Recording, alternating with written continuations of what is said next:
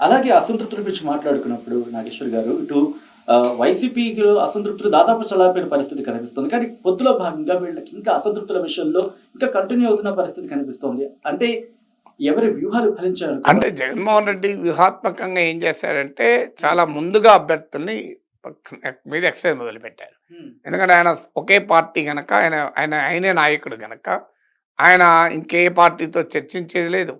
ఏ నాయకుడిని ఒప్పించేది లేదు. సో, అందువల్ల ఆయనకు చాలా సులభంగా ముందే 151 మంది ఎమ్మెల్యేలున్నారు. రకరకాల సందర్భాల్లో అనేక మార్లు సర్వేలు చేసి, హ్మ్. ఒక కన్సిస్టెంట్‌గా సర్వే చేస్తూ వచ్చారు. ఇదేదో ఎన్నికల కొరకే కాకుండా 5 ఏళ్లుగా వారు పొలిటికల్ కన్సల్టెంట్ పెట్టుకొని, ఆ ఎన్నికల్లో లాస్ట్ ఎన్నికల్లో గెలిచిన తర్వాత కూడా పొలిటికల్ కన్సల్టెంట్ కంటిన్యూ అవుతూ, నిరంతరం ఫీడ్‌బ్యాక్ తెప్పించుకుంటూ ఒక కంక్లూజన్‌కొచ్చారు. ఇంగ వీళ్ళకి మళ్ళీ టికెట్ ఇస్తే గెలవరు అని కంక్లూజన్‌కొచ్చాక వాళ్ళని మార్చడం మొదలుపెట్టారు. హ్మ్. కొంతమందికి మొత్తానికి ఇవ్వకపోవడం, కొంతమందికి పక్క సీట్లకు ట్రాన్స్‌ఫర్ చేయడం, కొన్ని వేరే సీట్లకు ఇవ్వడం.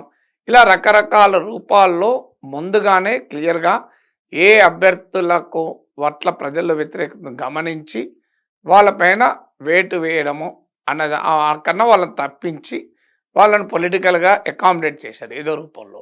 కొంతమంది మొదట్లో తిరగబడ్డా మళ్ళీ తర్వాత వైసీపీలోకొచ్చేశారు. హ్మ్. ఉదాహరణకు మీకు మంగళగిరిలో ఆళ్ల రామకృష్ణారెడ్డి ఒక ఎగ్జాంపుల్. సో, ఇలా డ్యామేజ్‌ను ముందుగానే జగన్మోహన్ రెడ్డి ఇండియా టుడేకి ఇచ్చిన ఇంటర్వ్యూలో చెప్పాడు. హ్మ్. మేము ముందుగానే ఎక్సైజ్ మొదలుపెట్టడం వల్ల అనివార్యంగా కొంత అసంతృప్తి ఉంటది. రాజకీయాల్లో ఉన్నవాళ్ళు ఎన్నికల్లో గెలవాలని, ఎన్నికల్లో పోటీ చేయాలనేది వాళ్ళ లక్ష్యంగా ఉంటది. హ్మ్. సీట్ రానప్పుడు అసంతృప్తి అనివార్యంగా ఉంటది. ఆ అసంతృప్తిని బయటపడటానికి, ఆ అసంతృప్తిని తగ్గించుకోవటానికి సమయం ఉంటుంది. హ్మ్. అందుకే ఆ ఎక్సైజ్ ముందు పెట్టడం జగన్మోహన్ రెడ్డికి అడ్వాంటేజ్ అయింది. అప్పుడు టీడీపీ, బీజేపీ, జనసేన కూటమి ఏర్పడలేదు. టికెట్ల సంగతి ఎక్కడిది. సో, అందువల్ల వారు అప్పుడు ఎద్దేవా చేసుకుంటూ వచ్చారు. సో, టీడీపీ అనుకూల మీడియాలో కూడా పతాక శీర్షికలేశారు. హ్మ్. వైసీపీ గందరగోళం అయిపోతుంది. ఒక బీసీ ఎంపీకి టికెట్ రాకపోతే బీసీలకు అన్యాయం చేశారు. ఒక ఎస్సీ ఎమ్మెల్యే టికెట్ రాకపోతే ఎస్సీలకు అన్యాయం చేశారు. ఇలా సామాజిక వర్గాలను అణచివేస్తున్నారు అని మొదలుపెట్టారు. సో, ఈ మొదలుపెట్టిన తర్వాత అది కూడా ఆర్గ్యుమెంట్‌కు బేస్ లేదు. ఇప్పుడు కర్నూలు ఎంపీ పోతే బీసీకి అన్యాయం అయిందని, ఓ హ్మ్. చిత్తూరు ఎమ్మెల్యే పోతే ఎస్సీకి అన్యాయం చేశారని. కానీ అక్కడ బీసీ, ఎస్సీలో కన్నా కూడా వ్యక్తుల ఆధారంగా, వారి గెలుపు ఓటముల పైన అంచనాల ఆధారంగా వైసీపీ వాళ్ళకు టికెట్లు ఇవ్వడము, ఇవ్వకపోవడం అనేది నిర్ణయం తీసుకుంది. హ్మ్. ఆ అంచనా కరెక్టా? రాంగా? అనే దానిపైన భిన్నాభిప్రాయం ఉండొచ్చు. ఆ అంచనా సరిగా చేశారా? లేదా? అని. హ్మ్. సరిగా చేయకపోతే వాళ్ళే నష్టపోతారు. సరిగా చేస్తే లాభపడతారు. కానీ టికెట్ ఇయ్యని వారి కులాన్ని మొదలుపెట్టి ఇంకో అన్యాయం చేసిన ఆ కులానికే మొదలుపెట్టారు. హ్మ్. కానీ రియాలిటీ ఏంటంటే ఒక్క కులం వల్లే కాదు. ఇప్పుడు కోటంరెడ్డి శ్రీధర్ రెడ్డి ఎస్సీ కాదు, బీసీ కాదు కదా! ఆనం రామనారాయణ రెడ్డి ఎస్సీ కాదు, బీసీ కాదు. హ్మ్. మేకపాటి చంద్రశేఖర్ రెడ్డి ఎస్సీనా, బీసీనా? ఇలా చాలామంది ఎళ్ళారు కదా! మాగుంట. హ్మ్. ఇలా మరి వాళ్ళు రెడ్లు కూడా ఎళ్ళారు కదా! సో, ఉండవల్లిలో శ్రీదేవి వెళ్ళినప్పుడు ఎస్సీకి అన్యాయం జరిగిందన్నప్పుడు, మరి ఆనం రామనారెడ్డి, కోటంరెడ్డి శ్రీధర్ రెడ్డి, మీకు మేకపాటి చంద్రశేఖర్ వెళ్ళినప్పుడు రెడ్లకు అన్యాయం జరిగిందని కూడా అనాలి కదా! వేమిరెడ్డి ప్రభాకర్ రెడ్డి వీళ్ళంతా మామూలు రెడ్లు కాదు కదా! పెద్ద పెద్ద రెడ్లే కదా! హ్మ్. మాగుంట అవును. వీళ్ళంతా పెద్ద రెడ్లే. మరి ఈ పెద్ద రెడ్లంతా కూడా వెళ్తున్నప్పుడు అనాలి కదా! సో, అందువల్ల ఈ ఈ ఈ ఈ ఈ తతంగం అంతా నడిచింది. ఈ విమర్శలన్నీ ఎదుర్కొన్నారు. హ్మ్. అది డస్ట్ అంతా సెటిల్ అయింది. ఎక్కడ కొంతమంది వెనక్కి కూడా వచ్చారు. ఇప్పుడు నేను ఎగ్జాంపుల్ చెప్పిన ఆళ్ళ రామకృష్ణారెడ్డి. సో, సఫిషియెంట్‌గా టైం ముందుగానే ఈ ప్రాసెస్ అంతా పూర్తి చేసి, అది వైసీపీకైనా, టీడీపీకైనా తప్పదు. అసంతృప్తుల బెడద అనేది. హ్మ్. But how do you manage it అనేది చాలా clear disaster management strategy, political disaster management. At least నువ్వు మిటిగేట్ చేయగలగాలి. మొత్తాన్ని ప్రివెంట్ చేయడం ఎవరి తరం కాదు. కానీ మిటిగేట్ చేసుకొని mitigation plan, political mitigation plan పకడ్బందీగా చేసుకున్నారు. దాంతో ఇప్పుడు మేమంతా సిద్ధం అని జగన్మోహన్ రెడ్డి కార్యక్రమం మొదలుపెట్టే నాటికి హ్మ్. ఈ డస్ట్ అంతా సెటిల్ అయిపోయింది. ఇప్పుడెక్కడ దుమ్ములేస్తలేదు. ఎక్కడ జగన్ బస్సుకు అడ్డుపడి వైసీపీ నాయకులో, కార్యకర్తలో మీ సంగతి తెలుస్తా మాకెందుకు టికెట్ ఇయ్యలేదు అని గోలగోల చేయడం లేదు. హ్మ్. తర్వాత జగన్మోహన్ రెడ్డికి ఉన్న ఇంకో అడ్వాంటేజ్ అంటే వైసీపీ ఎలోన్‌గా సోలోగా పోటీ చేస్తుంది గనక. సో, ఇక్కడికొచ్చేవరకు టీడీపీ, జనసేన, బీజేపీకి వచ్చేవరకు హ్మ్. ఒకటి ఈ కూటమి ఆలస్యంగా ఏర్పడింది. ఇది మొదటి సమస్య. ఈ కూటమి ఆలస్యంగా ఏర్పడడమే కాదు, కూటమికి ఒక ప్రాతిపదిక కూడా లేదు. ఎందుకు కూటమి ఏర్పడింది అంటే ఆన్సర్ లేదు. రాష్ట్ర ప్రయోజనాల కొరకని చెప్పినా మనందరికీ తెలిసి రాష్ట్ర ప్రయోజనాల సంబంధమే లేదు. రాజకీయ ప్రయోజనాల కొరకు ఈ కూటమి కట్టారు. టీడీపీ జనసేన కూటమి కోమో ముందస్తుగా కొంత ప్రిపరేషన్ ఉంది. చంద్రబాబు నాయుడు జైల్లో ఉన్నప్పుడే పవన్ కళ్యాణ్ అనౌన్స్ చేశాడు. గత కొంతకాలంగా వైసీపీని ఓడించడానికి కూటమి కట్టాల్సిందే అని టీడీపీ అటు జనసేన వాళ్ళ శ్రేణులకు వాళ్ళ ఓటర్లకు తీసుకెళ్లారు. రెండు పార్టీల్లో కూడా అవసరం, మనము విడిగా నేరుగా వైసీపీతో ఢీకొంటే లాభం లేదు అని టీడీపీకి అర్థమైంది. సో లేదంటే ఏ పార్టీ కూడా పొత్తులు పెట్టుకోదు కదా. సో టీడీపీ ఏంటంటే వైసీపీతో డైరెక్ట్గా కనుక ఫైట్ చేస్తే ఇట్స్ ఎ గాన్ మ్యాచ్, అయిపోయింది కదా, దానికి ఏమి పోటీలో కూడా ఉండరు. అందువల్ల వారు జనసేన కలిస్తేనే మనం పోటీ ఇవ్వగలము అని గుర్తించి ముందుగానే జనసేనను కలుపుకున్నారు. జనసేనకు కూడా గత అసెంబ్లీ ఎన్నికల అనుభవం ఉంది. పవన్ కళ్యాణ్ 2 సీట్లు ఓడిపోయాడు, ఒకే ఎమ్మెల్యే గెలిచాడు. సో ఈసారి అసెంబ్లీలో బలమైన ప్రెజెన్స్ లేకపోతే పార్టీ ఉనికి అస్తిత్వం ప్రమాదంలో పడుతుంది అని పవన్ కళ్యాణ్ కూడా అంచనాకు వచ్చారు. అందువల్ల ఇది ఉనికిని అస్తిత్వాన్ని అసెంబ్లీలో చూడాలి అంటే బీజేపీతో ఉంటే సరిపోదు, టీడీపీతో కలవాల్సిందే అని. సో ఇక్కడ వరకు క్లియర్గా ఉంది. కానీ బీజేపీ విషయంలో ఆ ముందస్తు ప్రిపరేషన్ లేదు, ఒక కామన్ నరేటివ్ ఎందుకు కలిశారని. ఈలోగా పరస్పర అపనమ్మకాలు, మోడీ తిల్కలూరిపేట సభలో చేసిన ప్రసంగం తీరు నుంచి మొదలుకొని రఘురామకృష్ణరాజు ఎపిసోడ్ వరకు అసలు బీజేపీ టీడీపీల మధ్య ఒక కెమిస్ట్రీ ఉందా అని అనుమానం కలుగుతుంది. తర్వాత పార్టీల మధ్య అడ్జస్ట్మెంట్. ఇప్పుడు పవన్ కళ్యాణ్ పిఠాపురంలో పోటీ అనుడితోనే టీడీపీ నుంచి వర్మ తిరగబడ్డాడు. మళ్ళీ తర్వాత మేనేజ్ ఇక్కడికి రాబోతున్నాను నేను. ఇంట్రెస్టింగ్ నాగేశ్వర్ గారు, మీరు అన్నట్టుగా పిఠాపురానికి సంబంధించి ఇటు పవన్ కళ్యాణ్కి వర్మ నుంచి విశాఖ అక్కడ తగులుతున్న పరిస్థితి చూసాం. కానీ అక్కడ పెండం దొరబాబు అక్కడ ఆమెకు మద్దతు ఇస్తున్న పరిస్థితి. సో ఈ నేపథ్యంలో ఈక్వేషన్స్ ఎలా మారే అవకాశం అంటే పిఠాపురం వరకు ఏం జరుగుతుంది అనేది కాదు మనకు. అందువల్ల అది మళ్ళీ తర్వాత ఇప్పుడు ఆయన మద్దతు కూడా ప్రకటించాడు వర్మకి. సమస్య అది కాదు. నేను అనేది ఏంటంటే ఈ ప్రాపర్ ఎక్సర్సైజ్ అనేది జరగాలి. అంటే ఆపరేషనల్ యూనిటీ, మిత్రపక్షాల మధ్య ఆపరేషనల్ యూనిటీ రావాలి. ఆ ఆపరేషనల్ యూనిటీ ఇంకా రావడం లేదు. పరస్పర అనుమానాలతో అపనమ్మకాలతో పార్టీలు కలుస్తున్నాయి. బీజేపీలోనైతే అసలు మా వాళ్ళ వీళ్ళు టీడీపీ వాళ్ళ అనే అనుమానం కూడా కలుగుతుంది. ఎందుకంటే సోము వీర్రాజు, మీకు విష్ణువర్ధన్ రెడ్డి ఇలాంటి వాళ్ళు జీవీఎల్ నరసింహారావు టీడీపీ పట్ల క్రిటికల్గా ఉన్నవారు గతంలో. వీరికి టికెట్ రాలేదు. టీడీపీకి అనుకూలంగా ఉన్నారని భావించబడే విష్ణుకుమార్ రాజు, మీకు సుజనా చౌదరి, పురంధేశ్వరి వీళ్ళ టికెట్లు వచ్చాయి. దీనివల్ల ఏమవుతుంది అంటే బీజేపీలోనే అంతర్గతంగా పెద్ద చర్చ నడుస్తుంది, అసలు వీళ్ళు మన అభ్యర్థులా తెలుగుదేశం అభ్యర్థులా అని. సో అందువల్ల ఆ కెమిస్ట్రీ మాత్రం క్లియర్గా వికటిస్తుంది. కూటమిలో ఆ కెమిస్ట్రీ మాత్రం సెట్ కావడం లేదు. ఇక్కడ తెలుగుదేశం పార్టీ కూడా కొన్ని కార్యక్రమాలతో ముందుకెళ్తోంది. ముఖ్యంగా బస్సు యాత్రలు, అదే వైసీపీకి సంబంధించి బస్సు యాత్రలతో ముందుకెళ్తోంది. ఇప్పుడు టీడీపీకి సంబంధించి కొన్ని కార్యక్రమాలతో ముందుకు వెళ్తోంది. వీటిని ఎలా చూస్తారు? ఇవేమైనా ఇంపాక్ట్ చూపించే అవకాశం ఉంటుందా? ఇంపాక్ట్ ప్రతి ఈవెంట్ను మనం కొలవలేము ఇంపాక్ట్. కానీ ఓవరాల్గా ఎన్నికల ప్రచారం మనకు అర్థం కావాల్సింది ఏంటంటే వైసీపీ ఏమో జగన్మోహన్ రెడ్డి ప్రభుత్వము అనుసరించిన పథకాలు వీటిని ప్రధానంగా చేసుకొని నా ప్రభుత్వం ఇంకో ఈ పనులు చేసింది, మీరు ఓటేయండి అని జగన్మోహన్ రెడ్డి తన ఎన్నికల సభల్లో పదే పదే చెప్తున్నాడు. అఫ్ కోర్స్ అదే సమయంలో టీడీపీ పైన జనసేన పైన విమర్శలు చేస్తున్నాడు. సహజంగా ప్రత్యర్థులపైన విమర్శలు లేకుండా ఎవరి ప్రచారం ఉండదు. కానీ ప్రధానమైన ఫోకస్ జగన్దోమో తన ప్రభుత్వము, తన పథకాలు, సంక్షేమము వీటిని పైన కేంద్రీకరిస్తున్నారు. అయితే అభివృద్ధి జరగలేదు అన్న భావన తనకు నష్టం కలిగిస్తుందని గుర్తించి ఈ మధ్యకాలంలో సంక్షేమం అన్న పదం మాత్రమే వాడతలేరు. సంక్షేమంతో ఇంటింటి అభివృద్ధి అన్న పదం వాడుతున్నాడు.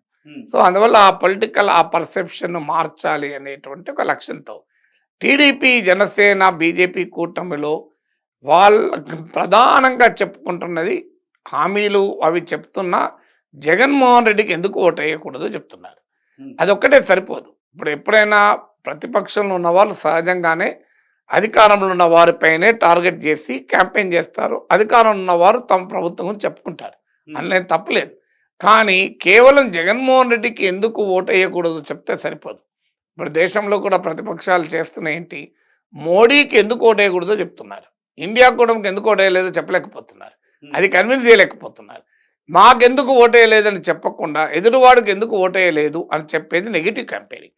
ఈ నెగిటివ్ క్యాంపెయినింగ్ అన్ని సందర్భాల్లో సక్సెస్ కాదు. బాగా ప్రజా వ్యతిరేకత ఉన్న సమయంలో ఎవడన్నా కానీ అధికారంలోకి రాని, వీళ్ళు మాత్రం రాకూడదు అని 1977లో ఎమర్జెన్సీ టైంలో అభిప్రాయం ఉండే. అలా ఎలా బలమైనటువంటి అభిప్రాయం ఉన్న సమయంలో తప్ప సాధారణంగా పలానా వాళ్ళకి ఎందుకు ఓటేయకూడదని చెప్పడంతో పాటు అది చెప్పాలి, చెప్పకూడదని కాదు, కానీ నాకెందుకు ఓటేయాలో కూడా చెప్పాలి. అంటే చంద్రబాబు నాయుడు పాలనలో ఇంకా ఈ మంచి జరిగింది, ఈ చంద్రబాబు నాయుడు మళ్ళీ వస్తే ఈ మంచి జరుగుతుంది అని చెప్పగలగాలి. అది వీరి టీడీపీ, జనసేన, బీజేపీ క్యాంపెయిన్లో దట్ ఈస్ మిస్సింగ్. మీరు చిలకలూరుపేటలో మోడీ ఉపన్యాసం మొత్తం తీసుకోండి. చంద్రబాబు నాయుడు, పవన్ కళ్యాణ్ చాలా కాలంగా మీ హక్కుల కొరకు పోరాడుతున్నాడు అన్న ఒక్క పదం మినహా ఎక్కడా మోడీ చంద్రబాబు నాయుడు పాలన గురించి కానీ, ఆయన పాలనా దక్షత గురించి కానీ, చంద్రబాబు నాయుడు ప్రభుత్వంలో ప్రజలకు జరిగిన మేలు గురించి కానీ ఒక్క మాట చెప్పలే. ఎందుకు చెప్పలేకపోతున్నాడంటే 2019 ఎన్నికల్లో మోడీనే తిట్టాడు, చంద్రబాబు పోలవరం ఏటీఎంగా మార్చుకున్నాడని. సో అప్పుడు పోలవరం ఏటీఎంగా మార్చుకున్నాడన్న మోడీ ఇప్పుడు పోలవరం ప్రాజెక్టును 70% పూర్తి చేసిన మహనీయుడు చంద్రబాబు అని అనలేడు కదా. సో అందువల్ల మోడీ కొమ్మ ఆ ప్రాబ్లం ఉంది. టీడీపీ అయినా చెప్పుకోవాలి, మీకు ఆ పని చేయడం లేదు. ఇప్పుడు మీరు ఈవెన్ అమరావతి చుట్టూ కూడా క్యాంపెయిన్ లేదు, మీరు గమనిస్తే. ఎందుకు లేదంటే మరి అమరావతి వల్ల ఓట్లు రావనుకుంటున్నా నాకు తెలియదు, కానీ అంతకుముందు రాజధాని విషయంలో ఎంత చేశారో ఇప్పుడు చేయడం లేదు. అందువల్ల యాంటీ జగన్ క్యాంపెయిన్ మాత్రమే చేస్తున్నారు. యాంటీ జగన్ క్యాంపెయిన్ అన్ని సందర్భాల్లో రిజల్ట్ ఇవ్వదు. నేను ఇంతకుముందు చెప్పినట్లు ఇప్పుడు యాంటీ మోడీ క్యాంపెయిన్ ఇప్పుడు 2014లో వేశారు, 19లో వేశారు, రిజల్ట్ లేదు అపోజిషన్కు. అందువల్ల నెగిటివ్ క్యాంపెయిన్ ఒకటే సరిపోదు, పాజిటివ్ క్యాంపెయిన్ చేయగలగాలి. అంటే చంద్రబాబు నాయుడు ప్రభుత్వంలో వస్తే గతంలో ఇది చేశారు, ఇప్పుడు ఏం చేస్తామని. దీన్ని ఆసరాగా తీసుకొని జగన్, చంద్రబాబు నాయుడు ప్రభుత్వం గురించి ఆయన చెప్తున్నాడు. చంద్రబాబు అధికారంలోకి వస్తే చంద్రబాబు పేరు చెప్తేనే వ్యవసాయం దండగా రైతులకు గుర్తొస్తుంది, చంద్రబాబు నాయుడు పేరు చెప్తేనే బషీర్బాగ్లో కాల్పులు గుర్తొస్తాయని ఆయన అటాక్ చేస్తున్నాడు. అంటే చంద్రబాబు పాలన గురించి జగన్ ప్రస్తావిస్తున్నాడు, కానీ చంద్రబాబు ప్రస్తావించడం లేదు. నా 5 ఏళ్ల పాలనలో ఇంకో ఇది జరిగింది, అందువల్ల మాకు ఇవ్వండి అని. ఇప్పుడు మేము అప్పుడు జన్మభూమి కమిటీలు పెట్టి సంక్షేమ పథకాలని బ్రహ్మాండంగా జనం దగ్గర తీసుకెళ్ళాం. అందువల్ల మళ్ళీ అధికారంలోకి వస్తే జన్మభూమి కమిటీలు పెడతామని చెప్పాలి కదా, చెప్పలేకపోతున్నారు. విచిత్రం ఏంటంటే వాలంటీర్ వ్యవస్థను బలోపేతం చేస్తామంటున్నారు. ఆ వాలంటీర్ వ్యవస్థ పెట్టింది ఎవరు? జగన్మోహన్ రెడ్డి కదా. జగన్మోహన్ రెడ్డి పెట్టిన వాలంటీర్ వ్యవస్థను మేము బలోపేతం చేస్తామని టీడీపీ, జనసేన క్యాంపెయిన్ చేస్తుంది, కానీ చంద్రబాబు నాయుడు పెట్టిన జన్మభూమి కమిటీలు బలోపేతం చేస్తాం అంటలేరు. సో విచిత్రంగా ఉంది ఇది. సో జగన్మోహన్ రెడ్డి పెట్టిన వాలంటీర్లను కంటిన్యూ చేస్తామన్నాడు ఏంటి, చంద్రబాబు నాయుడు పెట్టిన జన్మభూమి కమిటీలను మళ్ళీ పెడతామని ఎందుకంటలేరు? అందువల్ల ఆ పాయింట్ చెప్పుకోలేకపోతున్నారు. సో అది మీకు జగన్మోహన్ రెడ్డికి అడ్వాంటేజ్ అవుతుంది. మొదట్లో వాలంటీర్ల పైన ఇష్టం వచ్చినట్టు వ్యాఖ్యానించారు, ఇప్పుడు ఏమంటారు, వాలంటీర్ల పైన మా వ్యతిరేకం కాదు, మేము అధికారంలోకి వస్తే ఇంకా వాలంటీర్ల ట్రైనింగ్ ఇస్తాం, జీతాలు పెంచుతాం అంటున్నారు. సంక్షేమ పథకాల విషయంలో కూడా జగన్ను టీడీపీ మొదటి నుంచి టార్గెట్ చేస్తూ వచ్చింది. ఇప్పుడు అంతకన్నా ఎక్కువ పథకాలు అమలు చేస్తూ అంటున్నారు. అంటే మరి అనే ప్రశ్న ఆటోమేటిక్గా, అంటే జగన్ అమలు చేస్తే, పథకాలు అమలు చేస్తే శ్రీలంక అయితే ఆంధ్రప్రదేశ్, చంద్రబాబు నాయుడు పథకాలు అమలు చేస్తే అమెరికా ఎట్లా అవుతుందని అక్కడ ఒక మాట చెప్తున్నారు, సంపద సృష్టిస్తామని. But that cannot convince the people. అందువల్ల ఆల్టర్నేట్ డిస్కోర్స్, అంటే తమకెందుకు ఓటు వేయాలి అనేది కూటమి చెప్పుకోక జగన్ను ఎందుకు ఓటు వేయకూడదు, ఇంకో జగన్కు ఓటు వేయొద్దు, మేము అధికారంలోకి వస్తే జగన్ కన్నా ఎక్కువ పథకాలు అమలు చేస్తాం, మేము అధికారంలోకి వస్తే జగన్ కన్నా వాలంటీర్లు ఇంక ఎక్కువ చూసుకుంటాం అనేటువంటి జగన్ రెఫరెన్స్ పాయింట్గా తీసుకుని క్యాంపెయిన్ చేస్తాను. టీడీపీ, జనసేన చేస్తున్న పెద్ద పొరపాటుది. చంద్రబాబు నాయుడు రెఫరెన్స్ తీసుకొని క్యాంపెయిన్ చేయాల్సింది జగన్మోహన్ రెడ్డి రెఫరెన్స్ తీసుకొని క్యాంపెయిన్ చేస్తే జనం ముందు ఫండమెంటల్ క్వశ్చన్ ఏంటి, చంద్రబాబు నాయుడును మరోసారి మళ్ళీ ముఖ్యమంత్రి చేయాలా, జగన్మోహన్ రెడ్డిని కంటిన్యూ చేయాలా అనేది కదా. చంద్రబాబు నాయుడును మరోసారి ముఖ్యమంత్రి చేయాలి అన్న భావనను ప్రజలకు తీసుకెళ్ళకపోతే టీడీపీ, జనసేనకు ఎట్లా ఓట్లు పడతాయి? నాగేశ్వర్ గారు, ప్రస్తుతం జరుగుతున్న ఈ పరిణామాల ప్రకారం చూసుకుంటే ముఖ్యంగా చంద్రబాబు ఇందాలు అన్నట్టు కేవలం జగన్ టార్గెట్ గానే వెళుతున్నారు అనే మాట వినిపిస్తున్న నేపథ్యంలో బెడిసికొట్టే అవకాశం ఉందా, లేకపోతే ఇంకా వ్యూహాత్మకంగా ముందుకు వెళ్లాల్సిన అవసరం కనిపిస్తుంది? అంటే జగన్ టార్గెట్ కాకపోతే ఎవరు టార్గెట్ ఉంటారు? సచిన్ టార్గెట్ ఉంటారు, నాగేశ్వర్ టార్గెట్ ఉంటారు. ఇప్పుడు వాళ్ళు పోరాడేది ఎవరి మీద అండి? జగన్మోహన్ రెడ్డి మీద పోరాడుతున్నారు. జగన్మోహన్ రెడ్డి టార్గెట్ చేయకుండా ఎవరిని టార్గెట్ చేస్తారు? అంటే సంక్షేమ పథకాలు మేము వస్తే ఇది చేస్తాం, లేకపోతే ఇది అనేది జరగచ్చు అని అంటే చెప్పి. జగన్మోహన్ రెడ్డిని టార్గెట్ చేయడమే తప్పదు వాళ్ళకు. హ్మ్. కానీ అదొక్కటే సరిపోదు అంటున్నాను. అది ఎప్పుడు పనికొస్తది అంటే ఆల్టర్నేటివ్ మాకు సంబంధం లేదు. వీళ్ళు మాత్రం ఉండకూడదు అని తీవ్రమైన ప్రజా వ్యతిరేకత ఉన్నప్పుడు ప్రజలు ప్రత్యామ్నాయంతో సంబంధం లేకుండా ఓట్లేస్తారు. 77లో ఆ ఉదాహరణ ఇచ్చింది అదే. ఎమర్జెన్సీ అనంతరం ఇందిరాగాంధీ అయితే అధికారం ఉండదు. ఎవరన్నా ఉండండి మాకు అనవసరం అనే దశలో ప్రభుత్వం పట్ల వ్యతిరేకత ఉంటే అప్పుడు ఆ స్ట్రాటజీ పనికొస్తుంది. ఇప్పుడు అది పాక్షికం. జగన్ టార్గెట్ చేయకుండా టీడీపీ జనసేన క్యాంపెయిన్ ఎలా ఉంటుంది? కంపల్సరీ టార్గెట్ చేసుకోవాల్సిందే. జగన్ చంద్రబాబు చేయాల్సిందే, చంద్రబాబు జగన్ చేయాల్సిందే. కానీ అదొక్కటే సరిపోదు. తమ ప్రభుత్వ హయాంలో ఏం జరిగిందో కూడా చెప్పుకోవాలి. ఇక్కడ వైసీపీ అవినీతి చేసింది లేకపోతే అక్రమాలకు పాల్పడిందంటూ ఆరోపణలు చేస్తున్న టీడీపీ అక్కడి నుంచి వచ్చిన వాళ్ళని మళ్ళీ ఇక్కడ స్థానాలు ఇచ్చింది. ఇక్కడున్న సీనియర్ నేతలకి టికెట్ లేని పరిస్థితి. వసంత కృష్ణప్రసాద్ కావచ్చు, గుమ్మనూరు జయరాం కావచ్చు. ఇది టీడీపీకి కలిసి వచ్చే అంశం, బెడుసు కొట్టే అంశం. బెడ్స్ కొట్టేటట్టు ఎందుకు తీసుకుంటారు? వాళ్ళకు ఉపయోగపడతా అనుకుంటే తీసుకుంటారు కదా. ఇక రాజకీయ పార్టీలు ఏముంది? టీడీపీ వాళ్ళని వైసీపీ తీసుకుంటలేదా? ఈ పార్టీ వాళ్ళు ఆ పార్టీ వాళ్ళని తీసుకుంటారు, ఆ పార్టీ వాళ్ళు ఈ పార్టీ వాళ్ళు తీసుకుంటారు. కానీ ఆ పార్టీ దూషించిన పార్టీ కదా అవినీతి. టీడీపీ వాళ్ళను వైసీపీ దూషించలేదా? మళ్ళీ వాళ్ళు వస్తే తీసుకుంటలేదా? హ్మ్. సో ఎవరు వస్తే తీసుకుంటలేదు నాకు చెప్పండి.